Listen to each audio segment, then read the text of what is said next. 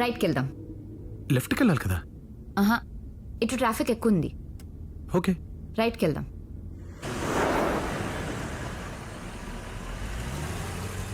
రే చిన్నయ్య రా. Chinnaiah Chinnaiah Chinnaiah Chinnaiah Chinnaiah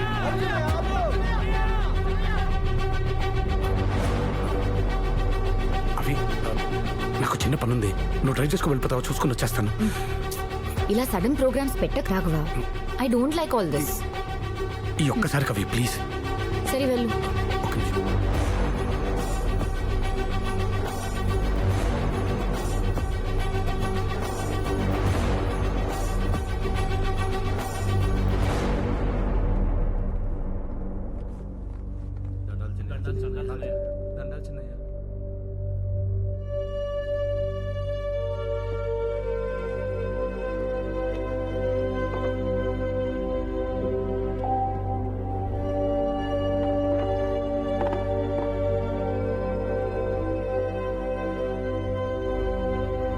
sir order please.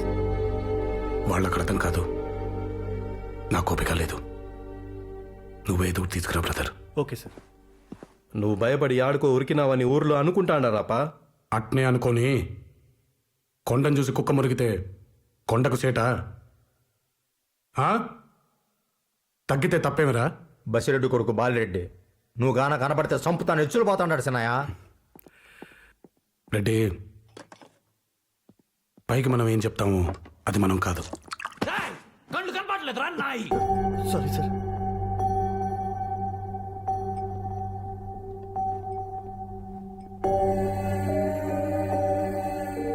బాలరెడ్డిది కోపం కాదప్పా, భయం.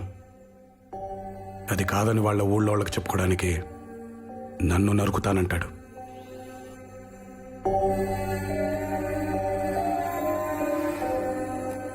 ప్రేమకైనా పగకైనా ఓ మొహం కావాలి రామరెడ్డి. అందుకే నా మొహం తప్పించిన శత్రు లేకుండా ఎన్ని దినాలు వాళ్ళ గాళ్ళు కత్తులు తిప్పేది. మా జేజీ నరకటం నీ లక్షణం రానింది, అవలక్షణం లేక మనమండి కదా. అది మార్చుకుందామనే, పెళ్ళాం పిల్లలతో మీరు బ్రతకడం నేర్చుకుంటారనే ఇల్లుని అయ్యలేనమ్మను వదిలేసి వచ్చేసిన. అది అర్థం చేసుకోకుండా చేతులు బిగిస్తే ఎట్ట స్వామి?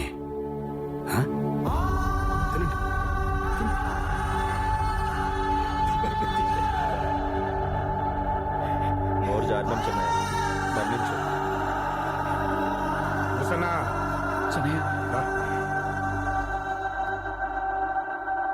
Sorry brother. ప్రతి మనిషి ఓ బాంబు సన్నా, ఊరికే పేల్చకాకండి. లే, ఎక్కడంతగా నచ్చినట్లేదు, దారి లేదని తినిపోండి.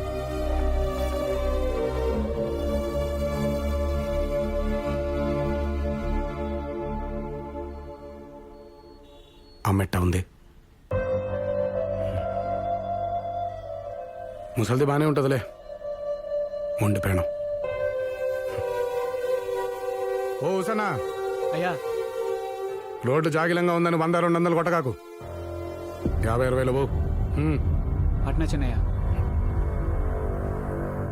అలాంటి బలమైన పక్కనుంటే బతుకు మీద నమ్మకం వస్తుంది సార్. ఎంత బలమైనడైనా ఏదో టైంలో చిన్న పొరపాటు చేస్తాడు సుదర్శన్ గారు. రాఘవరెడ్డి కూడా అలాంటి పొరపాటే చేశాడు. మా నాకు స్కూల్ మ్యాగజైన్ కోసం ఒక మంచి కథ కావాలి. కథలు నా దగ్గర ఎక్కడుంటాయిరా? ప్లీజ్. మీ నాన్న రోజు కోర్టులో జడ్జికి బోల్డ్ అని కథలు చెప్తారు. క్లయింట్ దగ్గర ఎంత కమిషన్ నొక్కేసావయ్యా అని అడగగానే అయ్యో నాకేమిస్తారండి అని మన బాబు చెప్తాడు, చూసావు? అవి కథలంటే. ఆదివారం నాడు కాలేజ్ ఏంటి అని మీ నాన్నగారు అడగగానే ప్రైవేట్ క్లాస్ కదా డాడీ అని మొదలెట్టి అందుకే కంపల్సరీ వెళ్ళాలి అని పూర్తి చేస్తుంది. ఆ మధ్యలో ఉండేది అద్భుతమైన కథ. అది మాలాంటి వాళ్ళు కాదు, వెళ్ళి మీ రెండో ఒకని అడుగు, ఎరగదీస్తే. నేను పార్టీకి వెళ్ళాలి, ఒకసారి డ్రెస్ ఇస్తావా అని అడిగితే, అర్రే ఎక్కడ పెట్టానో మర్చిపోయానే అని అక్క చెప్తుంది, చూసావా? అవిరా గ్రేట్ స్టోరీస్ అంటే. వెళ్ళి దాన్ని అడుగుపో. కథలంటే బాగా ఖాళీగా ఉన్నోళ్ళు చెప్తారా. మన ఇంట్లో అంతా గోళ్ళు గిల్లుకుంటూ కూర్చున్న వాళ్ళు ఎవరున్నారు? రాఘవా, మా తమ్ముడికి స్కూల్ మ్యాగజైన్ కోసం కథ కావాలంట. చెప్తావా నేనా? ప్లీజ్? ఒక క్యూట్ ఫ్యామిలీ, అమ్మ నాన్న అక్క చెల్లి. ఈ అక్క ఒక అబ్బాయిని లవ్ చేసింది, కానీ ఆ అబ్బాయికి చెల్లికి కెమిస్ట్రీ కుదిరేసింది. ఇప్పుడు ఈ చెల్లెలు ఇంకో వేరే ఎవరితోనో ఫిజికల్ గా ఇన్వాల్వ్ అయిపోయింది. రాఘవ, ఆ? కెమిస్ట్రీ ఫిజిక్స్ లేకుండా కథ చెప్పలేవా? ఏదైనా కథ చెప్తే మనదే ఉండాలి. మనది. చోటు, ఒక కథ చెప్తా, రాసుకో. ఓకే. ఈ కథ పేరు మొండి కత్తి. అనగనగా కోసల అనే రాజ్యం ఉండేది. ఆ రాజ్యానికి నాగార్జునుడు రాజు. పక్కనే ఇంకో రాజ్యం ఉంది.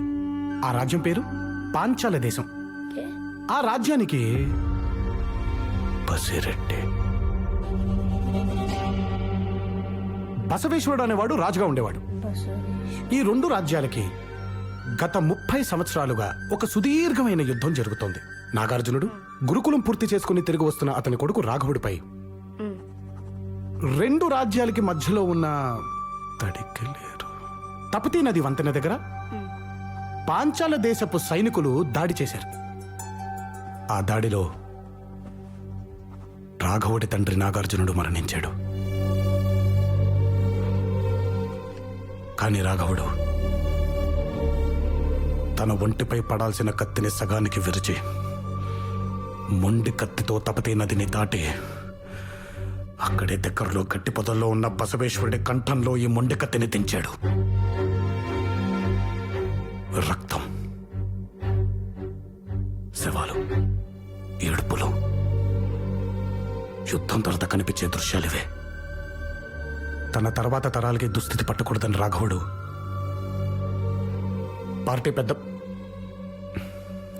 అదే తన దేశపు మంత్రితో మాట్లాడి రాజ్యాన్ని కత్తిని వదిలేసి వెళ్ళిపోయాడు. No no no no no. యుద్ధం ఆపాలంటే అవతలి దేశపు మంత్రితో మాట్లాడాలి కదా. మనల్ని ఇష్టపడే వాళ్ళని ఒప్పించక్కర్లేదు, మనతో గొడవ పడే వాళ్ళని ఇష్టపడక్కర్లేదు. సో ఈ స్టోరీలో హీరో తన వాళ్ళని లవ్ చేయాలి, అవతలి వాళ్ళని కన్విన్స్ చేయాలి.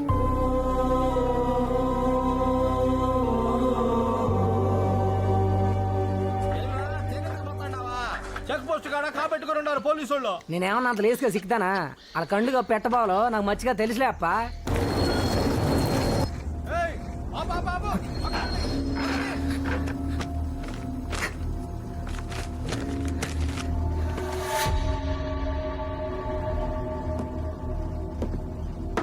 ఏమనిచ్చిరా? బుక్కరే సముద్రం ఏముండదు నీ కాడ? జొన్నకంకులు సారు.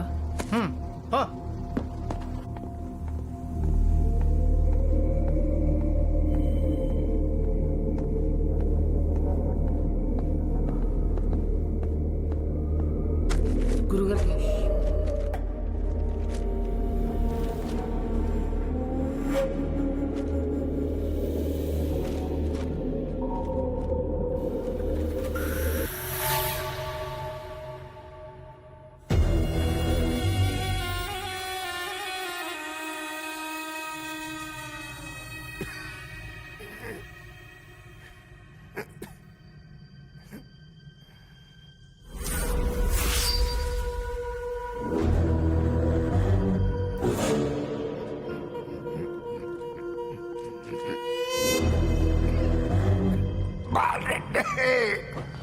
అయ్యా అయ్యా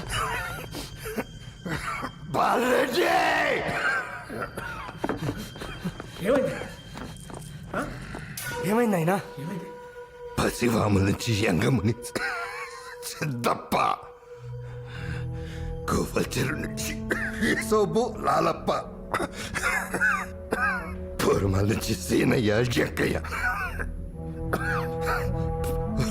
పాండవ నుంచి హుసేన్ పీరావు గౌస్పష రావాలా. వీళ్ళంతా ఏంటికి నాయనా? నారప్పరెడ్డి కొడుకు గొంతు కొయ్యాలా. యాడుండాడు నాయనా?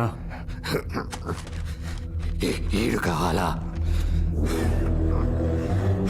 వీడికి మనకు తెలుసు. వానికి చెప్పిన నారపరిచి కొడుకు జాడ తెలుసు. అసోడికి ఇంతమంది ఏంటికి నాయనా? వీని పట్టుకోగానే వాడు బయటపడతాడు బాలరెడ్డి. ఏం మనం చాలమా? ఆ రోజు 50 మంది ఉన్నాం. చాలామా? వాడు కత్తి చీరని ఒళ్ళు లేదు, నెచ్చినోడిని మనిషి లేడు. ఆ బుద్ధివాడిని చూస్తా అంటే సావు సొక్క లేకుండా తిరగన్నట్టు బాలరెడ్డి. అందుకే తరికలేరు కాడ వాళ్ళ ఉమారో సోడినోళ్ళు కావాలా. వాడిని గుర్తుపట్టడానికి ఓబడం, మొట్ట పెట్టడానికి వాళ్ళు కావాలా.